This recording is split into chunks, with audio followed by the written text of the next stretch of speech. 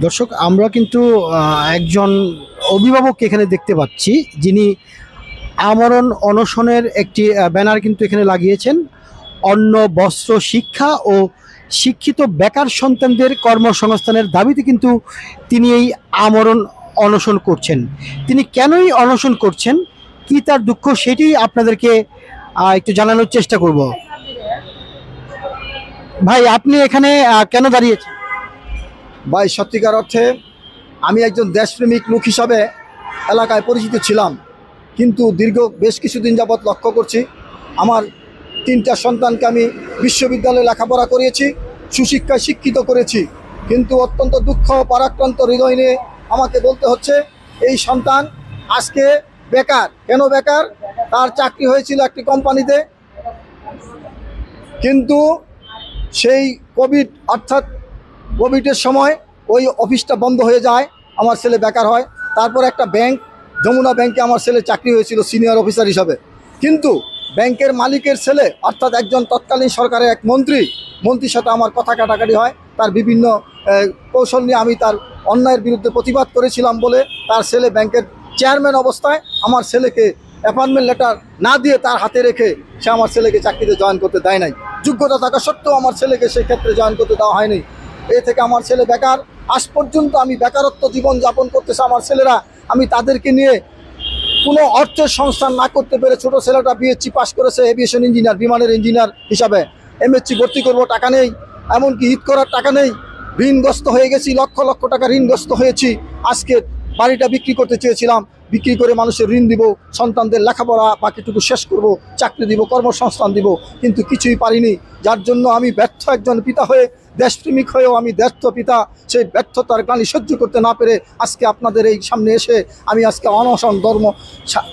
আমরণ অনশন করতে যাচ্ছি আমার এই বেকার সন্তানের চাকরি এবং আমি যেই ছোট সন্তানের লেখাপড়া এবং আমার পরিবারকে এই দরিদ্রতার হাত থেকে মুক্ত করার লক্ষ্যে আজকে আমি এইখানে সমবেত হয়েছি।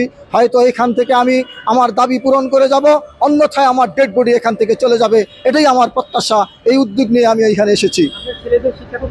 আমার দুইটা ছেলে, একটা মেয়ে। বড় ছেলে MBA পাশ করেছে স্টামফোর্ড বিশ্ববিদ্যালয় থেকে 2015 সালে। মেজু মেয়েটা রাষ্ট্রবিজ্ঞানে অনার্স MA পাশ করেছে ঢাকা জাহাঙ্গীরনগর বিশ্ববিদ্যালয় থেকে। আমার ছোট ছেলে একটা বেসরকারি ইঞ্জিনিয়ারিং বিশ্ববিদ্যালয়ের BSc পাশ করেছে এই বছর, MSc ভর্তি করতে পারছি না অর্থের অভাবে। আমার জমি জমা যা ছিল সব শেষ করে এখন শুধু বাড়িটাই সম্বল, আর আমি লক্ষ লক্ষ টাকা ঋণ করে আমার এই কোনো সন্তানের চাকরি, একটা চাকরি হয়েছিল দুইবার। একবার চাকরি হয়েছে, কোভিডের কারণে সেই কোম্পানি বিলুপ্ত হয়, সে বেকার। পরবর্তী স্টেজে একটা ব্যাংকের সিনিয়র অফিসার হিসেবে চাকরি হয়েছিল, কিন্তু একজন মন্ত্রী, তৎকালীন সরকারের একজন মন্ত্রীর সাথে আমার বোঝাপড়া ভালো না থাকার কারণে তার ছেলে ছিল ওই ব্যাংকের চেয়ারম্যান, সে আমার ছেলেকে জয়েন করতে দেয় নাই।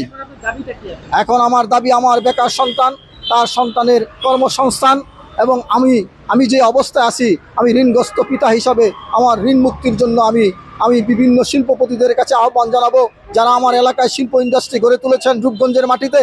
সেই মাটিতে যে সকল শিল্পপতিরা উল্লেখযোগ্যদের মধ্যে রয়েছে Bashundhara group, city group, US Bangla, তিনটার নাম আমি বলতে পারি। এই তিনজনই অন্য এলাকা থেকে গিয়ে আমার এলাকায় শিল্প ইন্ডাস্ট্রি গড়ে তুলেছেন। আমি তাদের কাছে উদাত্ত আহ্বান জানাবো, আমার যদি এইখানে মৃত্যু হয়ে যায়, আমি যদি অনশন করতে যে মৃত্যুবরণ করি, সেই মৃত্যুর জন্য শিল্পপতিরা দায়ী থাকবে।